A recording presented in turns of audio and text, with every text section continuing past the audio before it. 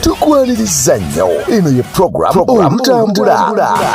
Wano Kepija Dream TV. Ne Piso Mbwati Mitima Gyakaluba. The Ghost Surgeon.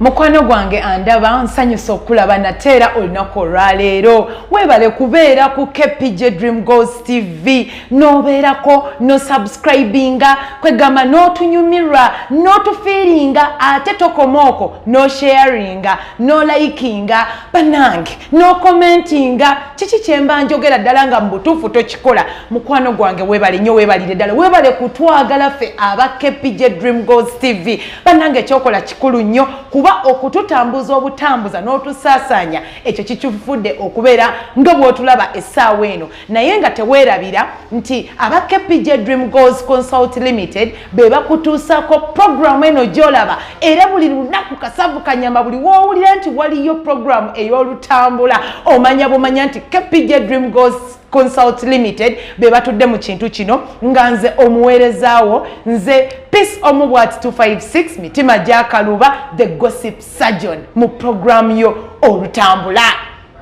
Munnange nno bw'obeeraawo nga muli mu butuufu ogamba nebowa nalibadde nsaana okuba nga at least mbaako ekintu kyendaba ekigenda ate okunzizaamu oba okunteeka mu mbeera y'ensi nga bwetambula mukwano teweerabira jangu buzzi wano ku Kepija Dream Ghost TV subscribinga kuba kona bukonye mu kadaako ko kakagenda okubulya kiki ekigenda maaso ng'olunaku olwaleero bwe ngenda okutuusaako olutambula omanyinze ekyanfuula Gossip Surgeon kwe kuba nti nsalaasala bwe mmala okusala nenkebera bwe mmala okukebera ekiwundu ekyo nenoonya kiki ekikifuddeko okutuuka bwe kityo n'olwekyo ne mu lutambula bwentyo bwe nkikola nsalaasala story ne mmala okuginoonyereza ne neebuuza lwaki kiri bwe kiti lwaki kyazze bwe kiti mpaka bwe nzija ne ngikusosootera ne ngikuteera ku tebo naawe kennyini n'ogi-analyzinga ate era teweerabira commentinga naawe osobole okuba ng'otambula naffe wano mu olutambula.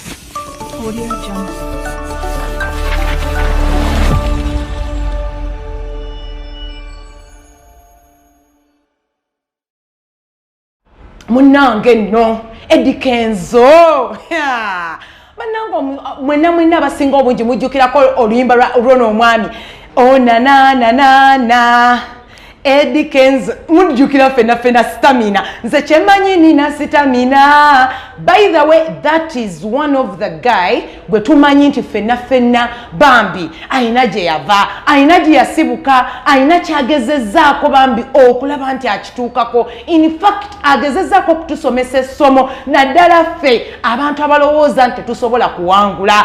Edikenzo bambi nga musajja wattu bamunominatinga mu Grammy Awards. Omanyi kyekitegeeza gwe okubanga bakunominatinga mu America? Omanyi kyekitegeeza? Abasinga obungi mwayogedde ebintu bingi nnyo naye mu byonna fe aba Kepija Dream Ghost TV ebyaddala Edikenzo tukuyozaayoza bambi webale kutuuka wadde tewawangudde naye ekintu kuteeka mu America ne babeera nga bakunominatinze. Let people talk. Mwabagamba mbwate simanya lwaki mboyo Edikenzo alabika okuba yawaddeyo ne bribe gwe lwaki tewagenze n'ogiwaayo ogobe guba mukisa nga gwamutomedde. Mukwano wandibadde ate ofuna essanyu eryo. Abannayuganda tulina okuyiga bannange okwagaliza bannaffe oba mukitegeera.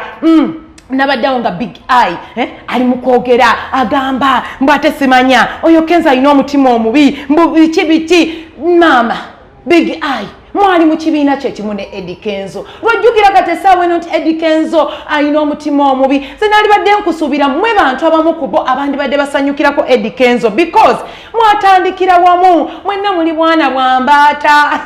Satirwagala omanyize nga nze mu lutamba saagala nnyo kwogera bingi. Ndi fine kuba nataddeyo ekyo abasinga kirwadde batya okuteekayo ate nga tebalumidde ebbanga so kati ndi fine nti nakyogedde ate n'abantu babeera nga bakiwagidde bali positive bangi nnyo. Nabadde nga njagala nnyo okutandikira mu period y'emyaka gye nayogeddeko omwenda. So mu big talent nagamba navaayo dda even more than emyaka mwenda. Kyekyokuba nti abadde selfish we are breaking the international scene nti teyasobola ate kujja ku sharingako na fellow artists oba okuyamba music industry okuba ate nga tubeeramu n'abantu bangi abasobola okukola the same thing okitegeera nti yakyesigaliza abeera selfish ku kyo so which I think si kirungi era abantu badde nga bakyogerako abayimbi bangi nga naye tetwakumiwa big ayuka twagenzeko ne wasindi ne tumubuuzaako ne wa masindi gwe Eddie Kenzo omulaba otya bannange Cindy yatugambye nti nze ndi musanyufu nnyo okuba nti Eddie Kenzo basobodde omunominatinga newankubadde teyawangudde but that guy is so good naliko naye nali ntambuddeko naye Kenzo basobola omuyita ku interviews ezo ez'abazungu Eddie Kenzo nakugamba Cindy oliwa yambala mangu jangu tukole interview wano waliwo interview ekwetaagisa Eddie Kenzo yagaliza kwegamba ye bwato bwamulaba nga ye president w'abayimbi muwuma wakitegeera anyway saagala nnyo kugenda wabula bateweerabira jangu owagire aba KPJ Dream Goals Consult Limited abatukutuusizzaako programu eno bano abantu batunda ettaka lyabwe lya kyapa batandikira ku bipimo 5 ku 10 ng'ettaka lino balina ebusunju $3.5 ew'obulenzi $4.5 ebugema $2 zokka ekiwenda $2.5 muganda wange gwali eyo owuli oyagala ttaka owulire okooye owuli oyagala kubeerako naye wooteeko olubaalo jangu otwekwateko aba KPJ Dream Goals Consult Limited era essaawa eno bebakutuusako programu eno gy'olaba olutambula ffe buli we lubeera tulina okulutambulira ne tulufuna nti gossip sajoni bwe mba nnyingidde mu kizimbe olwo mba nzize nga nzize nalwo lutambula wano KPJ Dream TV ne Piso Mbwati mitima gy'akaluba gossip sajoni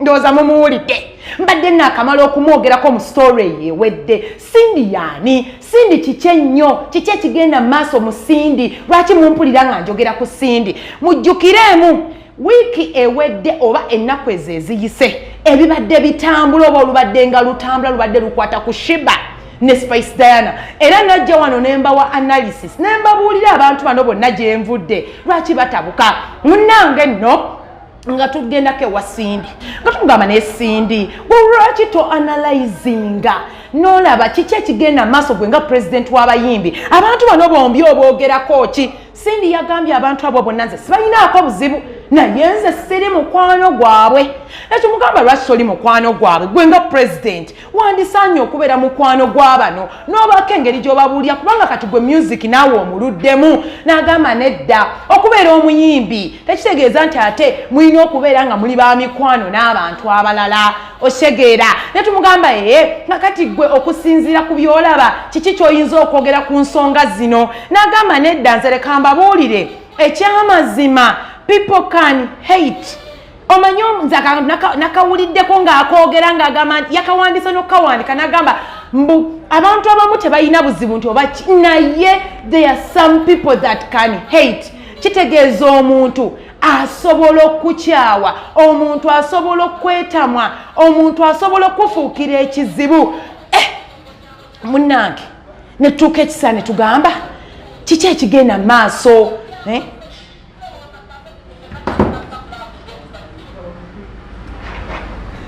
munnange ne tugamba kiki ekigenda maaso Cindy lwaki otuuse ku extent eyogera bw'otyo n'agamba nedda nze abantu ababiri sibalinaako buzibu kubanga era bwe twayita Shebah gye akiikirye mujjukira meetings ezaaliwo yajja n'akiikira ne mu kulonda yalonda ate ne waaba tazze abaawo ate ne tumubuuza ate Spice yakiika nti ye buli meeting ebaawo Spice Diana abaawo nze sibalinaako buzibu naye banaye tukule music tumujjemu ebintu by'empalana because we cannot be friends remember fenna tunoonya katale keekamu lwakuba mwe bafaani nammwe mukisussa ne mwagala mukyongere kyova olaba nti nze essaawa eno nina emirembe nakoowa saagala nnyo bintu byakuyingira mu ntalo z'abantu era siina kyenja kwogera in fact twasemye nga tumubuuza wamma tubuulire ko gwe kati njagala twagala oyogerenga gwe Sindi ku Shebah ne Spice ani akusingira ayagambye mundeke nze sina kyengenda commentinga eyo comment kanji reserving mbadde mpa my own 2 cents of the situation eriwo because okubeera president w'abayimbi buli situation ebeerawo abantu bajja gyendi ne bambuuza what I think so natwala obudde nga ndaba the battles going on with our artists with our 2 big female artists Nendowooza campaign my idea chigwe because people were asking me a lot nga batubambuuza buli kaseera what is your say on it so nene nchogerako industry nene wali abantu abatantegedde there's a difference between friendship and unity tetwetaaga kuba ba mikwano kwegatta bwe tubanga tuina the same cause tetwetaaga kuba ba mikwano bulijjo meeting abamemba ba UMA ne tukola conferences bichi we're not friends naye tu meeting awamu ne tusalawo ku bintu ne bitambuza industry ne kigasa buli omu abeyagala n'abateyagala na buli kimu so nze wena kitunduddemu n'endabira ddala nga being friends is not important bwe kibanga nga mwina ekizibu with each other and you feel like you cannot reconcile teri muntu alina okubaka kakola ki okwegatta you can still function in this industry and succeed okole achieve what you need to achieve without being mukwano gwa buli omu. I can only speak for the music industry. Kuba music industry jemanyi. Ebirala sibimanyi. The banking industry I don't understand. The whatever it is, the manufacturing industry sibitegeera. Chemanyi music industry. And there are a lot of evil people in the music industry. Nti bwe wesembereza buli muntu oyagala buli omu makati or something bad can happen to you. So sometimes chidi better okuba with just a few friends. Situation in a dancer. Oyo dancer nakola naye for bomb party. I worked with her. So definitely chamubako, chanko sango omuntu. Rita dancer, she worked with me ku bomb party. She's an amazing dancer. Mwagala nnyo professionally. Really a nice a good, yes, she's a good person professionally. So nange chanumanti she was arrested, during that time. But I didn't say anything because they had their issues. Ne management ya Spice I nategera lwachi they felt the need okola ki okumusiba and even if I felt how I felt I said kansirike chigwe ate kirungi kyagwa mangu so Shebah bwe yavayo nawa her opinion on it she was right. And I felt like Spice as well, Musaidie, she was right. So nengamba bulioma kole chayagala. You don't have to agree in such a situation because Spice's management felt like the right thing to do is warn the dancer. Shebah felt like the right thing to do is talk to her, be soft and nice to her. She's very defenseless. So both of them were right in the situation. So nengamba, you agree to disagree. You don't have to be friends. Because there was no pressure nyingi nyote, unite, be friends, bichi. It's like, no, you don't need to. So it's not necessarily okuja kupeji yange nengamba gundi. I can't waste time giving a message to only 2 people. So I said, let me put it out there. Maybe somebody else mu industry ajakola chijamu yamba. That's why I didn't put Sata against Ekomanya. But that's the situation that is happening right now between our artists. So that was a message yange for me. Our industry, ingeri janjirudemu nali manyinti, that is not a real relationship which you can keep. But it's a good thing to do, but it's not a relationship tuliba mikwano. Chengezako gamba nti mu industry it's good for you to unite, but it's hard to be friends when all of us tulikulwa need a certain platform. Nadala for women who are like the top 10, say the top 15, all of us want to be at the top. Bulijo want to be the best at everything. So ogezako kuba mikwano is not practical. But what we can do is compete in a healthy level. We don't tetwerwanisa. No, we don't have to be into no. I want people to know both of them are not my friends. We are not friends. Because a friend is someone inviting a waka, maybe call them for a birthday, invite them to your wedding, you understand, those are friends. These are not my friends. We are colleagues in the industry. Tukolagana. When I call UMA meetings, they show up. Nadala Spice ajana akolachi nabeerawo when Shebah can show up or send a representative amuweereza. Like that is a healthy relationship. Tetuli kulwana ne tetuli babadde to the point of hanging out with each other and ekyo kyosi kiinaako obuzibu yadde kyeva kama nti nonzi sibafunyeeko obuzibu bwe nayita meetings nga mbeetaaga. They showed up. Mweno time yagundi wetwabadde mu kuvuganyawo kwa elections za UMA.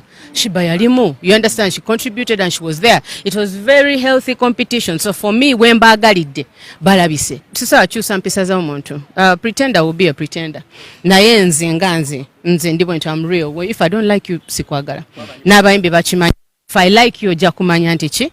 Ojja kumanya nti nonkwagala. Naye wali abayimbi ng'okupretendinga kimuyamba, kimuyisaawo. kimuwa popularity, you understand, tayagala kulaga nti nalina gwatakola ki gwatayagala naye kati nze ekyo sikitya sina buzibu ya if I have a problem with you, we have a problem, you know, just that I don't have to setaga kujamba mawulire nyumye nti kati nze ne bebe kulu twayombe benze ne gundi naye ngojja kumanya nja kukubira ndoza. It's a very healthy competition.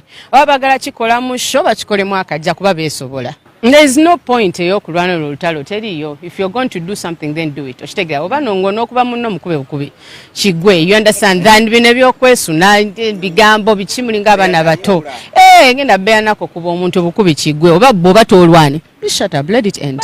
Wera birajango wagira ba KPJ Dream Goals Consult Limited. Abantu bano bapunta ettaka bobo yagala kupuntira ettaka yangwa mu bunambiro ojje nawe basobola okubanga bakupuntira ettaka lyo gweyebuza okupunta kwe kuki ekyo kyowuli ekyaba surveyor n'aleeta ekyuma n'alyoka yeekebejja ettaka n'aliraba lyenkana litya lipikingibwawa bino tebirimu byakulwanira nga bolaba ab'ebibanja nti wayingidde mu kkubo lyange buyinja bwe bubalamu kyuma kye kikulamula. So mugana wange yonna gy'oli wandize n'owagira ba KPJ Dream Goals Consult Limited abasangibwa e Kawempe wali kumpi ne NIRA offices obo batuuseeko kuba ku simu zaabwe ezo eziri mu kutambulirawo ku screen yo ate gwe atanaba kusubscribinga yangwa mangu o subscribing osobola kubanga otufuna osobola okulaba buli ekigenda maaso mu lutambula ne gossip sajoni wa mawano natusedda mu kizimbe munange no lutambula olulala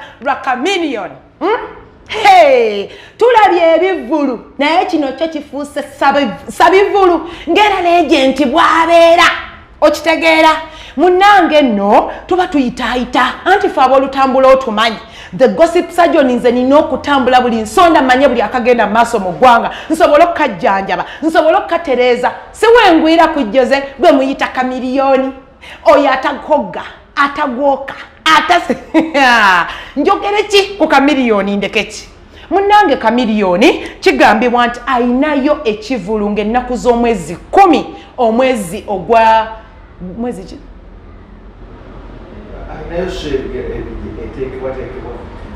sijogere munange no ngangwa ku Kamiliyoni abasinga obungi mugenda kumbuuza Kamiliyoni kiki yalinayo kyai munange ayinayo show eri mu kuteekebwa naye bambi essaawa eno yasazewo ebintu bino abyekwatiremu abyeteeremu enta lwaki abayimbi abasinga obungi basazeewo bamuveeko gundi yaganye okuyingira mu gravity omutujju ekintu yaganye kiyingiramu kwegamba abayimbi abasinga baganye bambi okumuyirawo omubiri naye yasazeewo nga yekwatire mu kintu kye muno ntegeeza ki obadde okimanyi nti Jose Kamiliyoni essaawa eno wenjogerera ali mu kwenoonyeza yagenda nga yagaba tiketi ze yagenda nga azigaba era twamulabyeko ne ku TikTok ng'ayina group emu eyaba abavubuka abazina ebintu ndoza mbamanya bo group eyo ng'abatwalidde tickets nga batandise okuba nga bali mu kumuyimbira babaddeyo mu ghetto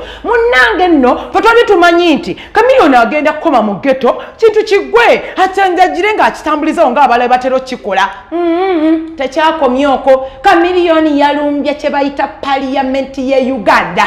Fedibete tumanyi nti abayimbi bayingira ne mu parliament ne batandika okutundirayo tickets zaabwe. Kamiliyoni yalabiddwako ng'ali ne prime minister ng'amuguza tiketi ba MP bonna batambadde dda ekivulu kino bane bambi mubeereeyo bambi mugende muwagira omusajja wa he's a legend tukkirize Kamiliyoni yakikuba wadde abamu mwayogedde ebintu bingi omanyi mmwe abannayuganda temusirika abamu bwedda bagamba Kamiliyoni ng'akaddiye kiki abadde ki Kamiliyoni mulwadde bulwazi naye munenga abamu bagamba Kamiliyoni okubeera ng'afaanana bw'atyo akaddiye mumbadde mwagala omuntu akaddiwa abeere ng'adda buzima begoba ng'adda buzima alina akaddiwa ng'afaanana bw'atyo omuntu yenna bw'abeera akaddiwa bw'atyo bw'alabika kwegamba febe tetwabitunuulidde ffe ng'aboolutambula ekikulu kya byonna tubale tusaba banaye mugende muwagire omwami oyo bambi asobole naye okuba ng'atambuza ekivvulu kye nga bw'asuubira bwe kyandibadde kibanga kitambula naye asobole okukifunamu mu myaka gy'azizze ng'atukubira music fenna tukimanyi this is some guy alinya ku stage nayimbira Chameleone ne waba amusanze busanze asigala mu ddoboozi lye Chameleone ayina yenga ye he's a show himself na yenga bambi ayina ye kivulu tugezeko okubanga tumusupportinga tusobole okubanga bambi naye ate asobole okubanga atuukiriza ebirooto bye oba ekyo kyennyini kyasazeewo okulaba ng'akola ki ng'akolerera so bane baganda bange bolaba Chameleone ku nnyumba togoba munnange nezi drive zonna yazeekolera mpozi twamulabyeko ko ng'ali ne mutowe wizo bambi bakolera wamu kyova olaba njagala nnyo Mayanja family yo teriiko ebyo nti oba kiki bo bakwasaganyiza wamu naye nga teweerabira aba KPJ Dream Goals Consult Limited be bakutuusaako olutambula abantu bano bakola ku property management oyagala abantu abanakuyambako kubapangisa abapangisa bakufuukidde ekizibu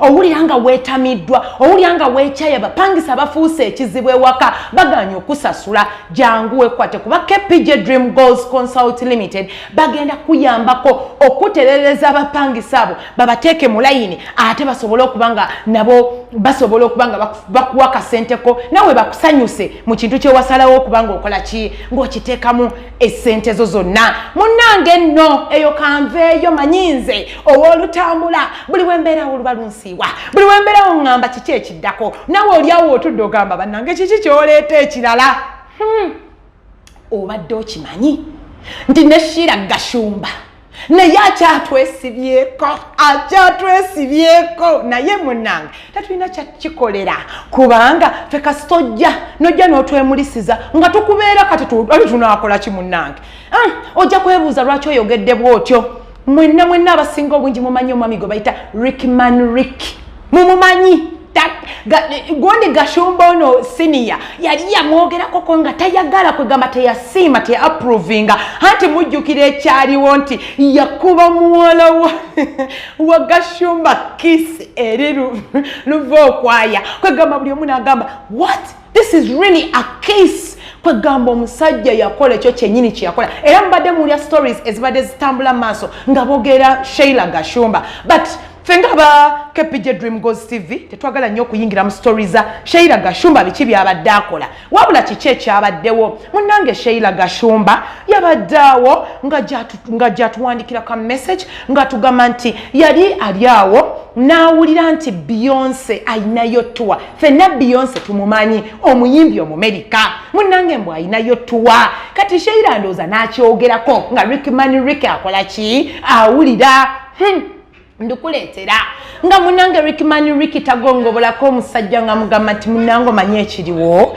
munnange nno ngenda kusasulira ticket ekutwala ewa Beyonce ogenda omulabeko Sheila yali amanyi nti bintu just byali bya bulimba kumbe ebintu bya ddala ate teyamutwala anti wuliriza ka message bwe kaali katambula ka message kakano kagamba when at Beyonce announced her tour I mentioned that I wanted to watch her tour maybe in one of the states in the US. Guess who just bought me a ticket to watch Beyonce with him in Stockholm in May as a birthday gift? Thank you, my love, at Rickman Ricky. First time in Sweden. Gwe.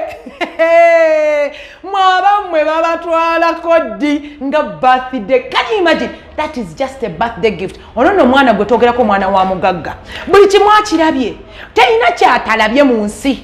Naye buli kimu akifunyemu emmotoka alina ennyumba alina talina kyatalina kakati Rickman Rick bwajja n'amugongobolako ekintu nga tiketi agenda alabe bulabi ku Beyonce era ng'oyagala nawe okulaba Beyonce at Beyonce noza Beyonce mumumanyi nga nawe owuli amuli oyagala nawe bagikuwenga gift mukwano mwana muwala ali eyo gano nga kuwa bwabuwa kola bukozi ki osirike tetulina kyetukugambaawo naye nga munange teweerabira aba KPJ Dream Goals Consult Limited be bakutuusako programu eno ey'olutambula mukwano subscribinga likinga sharinga commentinga tekirina kyekikujjako ng'okomentinze ate n'okwata ne mukadde n'osigala ng'otulaba abantu bano bakola ebintu ebyenjawulo nakugambye bayina land valuation bakola ku kintu ekya land valuation bakola ku surveying bakola ku property management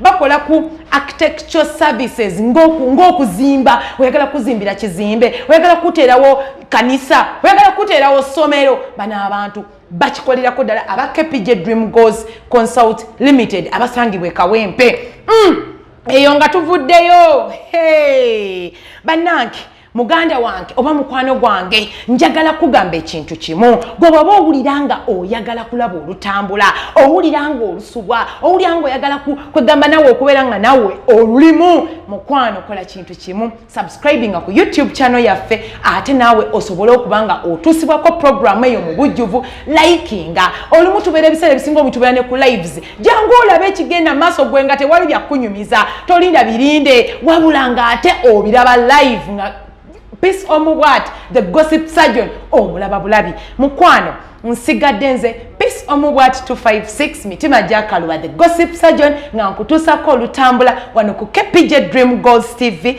ng'era bannaffe aba KPJ Dream Goals Consult Limited, be balukutuusako mweraba. Ladies and gentlemen. Tukwaniriza nnyo eno ye program olutambula wano ku KPJ Dream TV ne Peace Omubwat mitima gyakaluba the gossip surgeon.